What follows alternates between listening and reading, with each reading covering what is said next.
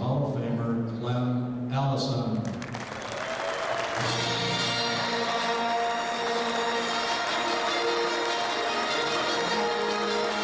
They wanted me to say something, and I was unable to. I was a little tongue-tied, and I really wanted to tell them how wonderful the 60 years have been and how much I've enjoyed all of the competition and all of the friends that I've made in this wonderful sport. And it's just been totally exciting. I'm already 80.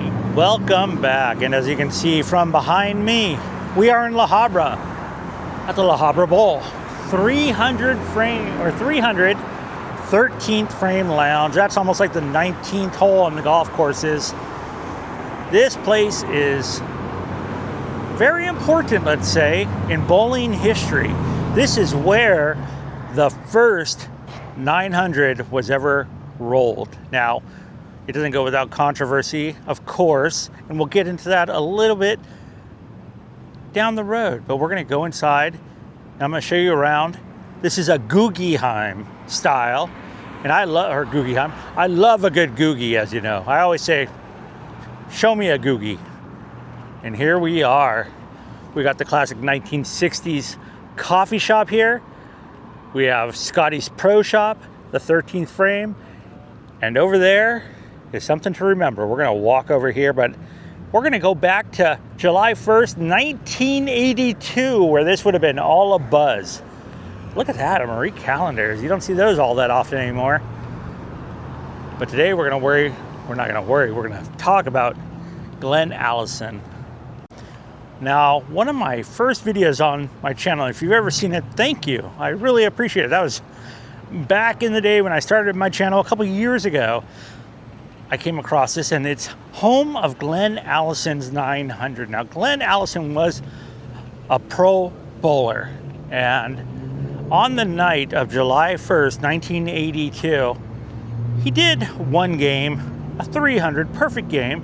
Then he started rolling the second game. People came over, congratulated him, said, "Hey, great job, Glenn. Way to go, bud." This was during league play, too. Home of Glenn Allison, there it is. He rolled his second perfect game up to 600. It's 24. Then the buzz started. Everybody from inside did not jump on their cell phones. No, they jumped on the payphone. Started calling people all around saying, "Hey, this guy's on a mission. He's throwing nothing but strikes tonight." On that night, too, it is said that people weren't even getting that high of scores. Like there was something off with the lanes, but this guy was doing it. He rolled 36 strikes in a row to roll a 900. Now that was fine. Everybody congratulated him. After that, he still kept rolling. He rolled an additional 4 strikes. So he rolled 40 strikes, and then he left like the 8-pin after that. But he went above and beyond. And they called the PBA at that time and said, "Hey, this guy just rolled a 900. They came down the very next day, and that's where the trouble ensued.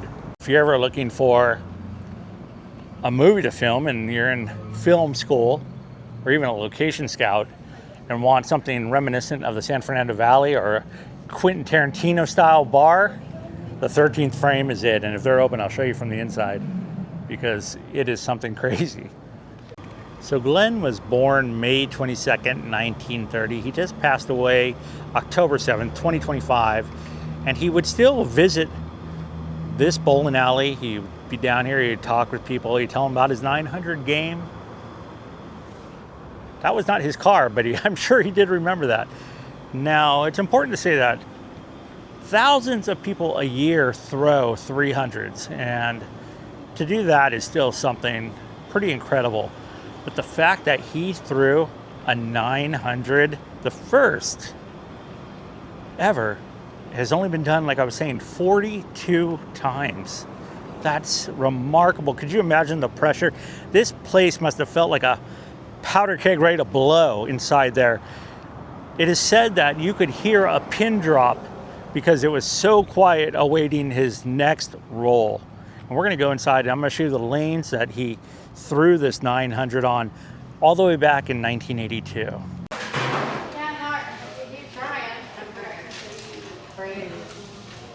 Really cool. This is the diner attached, and we're going to walk in here to the bowling alley. It looks like they got some people rolling right now, and they do have a box to remember Glenn here. Scotty's Pro Shop. Look at that. How funny. Kev. Kev is the name on there. And here we are on lanes 13 and 14. As you can see right here, down the middle, there is a picture of Glenn laying on the lanes. This would have been the lanes that he threw the 900 on back in 1982. Wow, can you imagine the pressure? And it changed quite a bit as the bowling alleys have.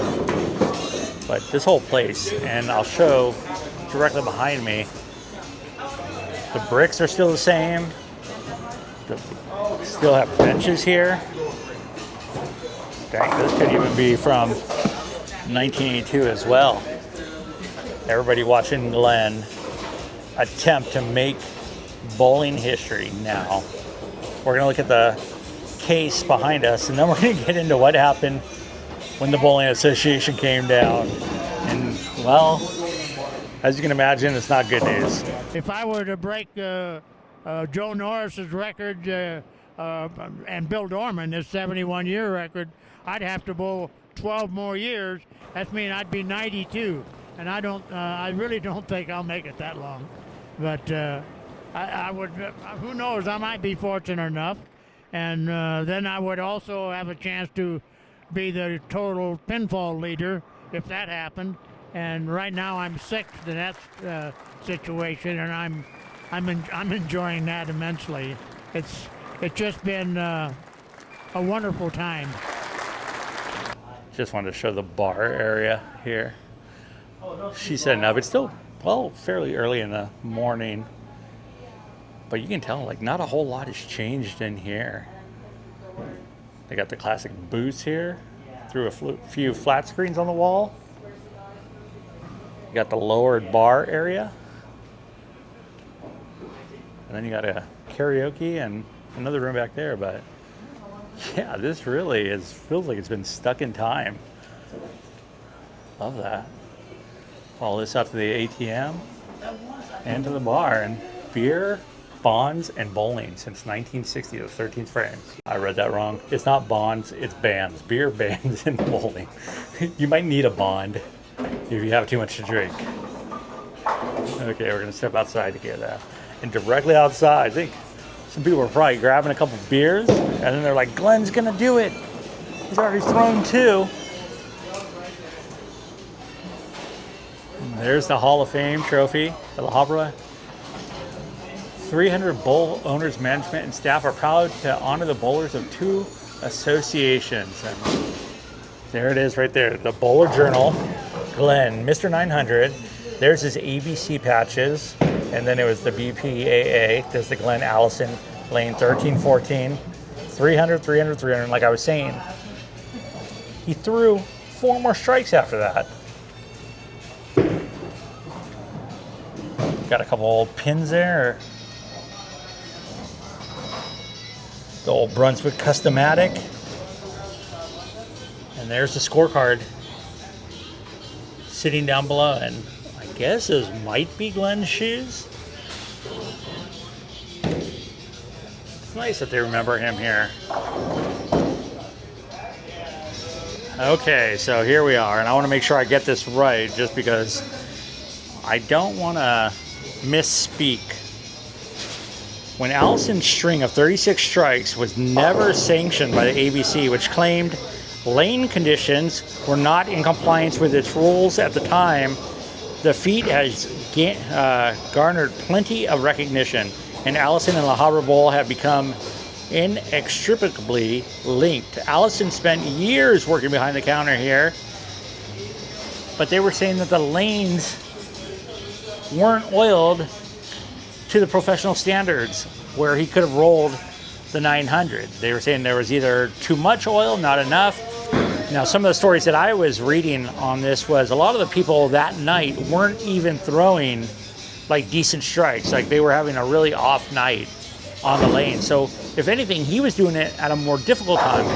Also, they say the day after when the PBA did come down here to check the lanes, that people played on them and it was over a night, they re-oiled them. So there was no way to see the exact type of oil and how the conditions were when Glenn was rolling.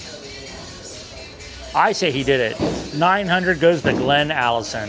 First guy ever. Congratulations. And rest in peace too, Glenn. I love the fact that this place is still the same. That hasn't changed. And people are still here enjoying the lanes. If you're ever in La Habra, I suggest come on by, check it out. Right here, you got the photo of Mr. 900 himself. And the last time I was here, when I did my first video, a lot of people would say that, oh, you just missed Glenn. Come back on like a Tuesday, he'll be here. And I never was able to come back by, or the other time I did stop by, he wasn't here, because I would have loved to talk to him. That would have been great.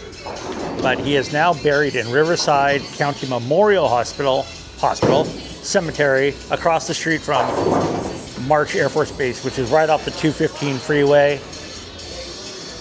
Korean War veteran. Very cool.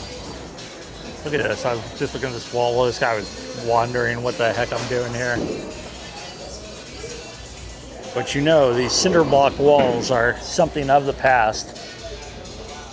And I'm sure a lot of 300 games probably have been thrown here, but nothing like Glenn Allison. Lane 13-14, first 900, 3 perfect games in a row. Just amazing. So they do have a total of 32 lanes down here. And I walk down here, I walk past these people too, and they have like camera stands for their iPhone that are just recording as they bowl to see how they're doing, which is kind of cool and kind of just the way it is now of people in the future or current times evaluating their bowling. But I remember these, that's for sure. These old style, but I'm sure these are actually pretty outdated compared to the stuff they have now. But the arcade kind of looks the same. It's a weird mixture of the past and the future. That is dark, sorry about that. I'm walking under the light. Well, I'm in a bowling alley, so cut me some slack. Gonna walk outside and wrap this video up. The arcade.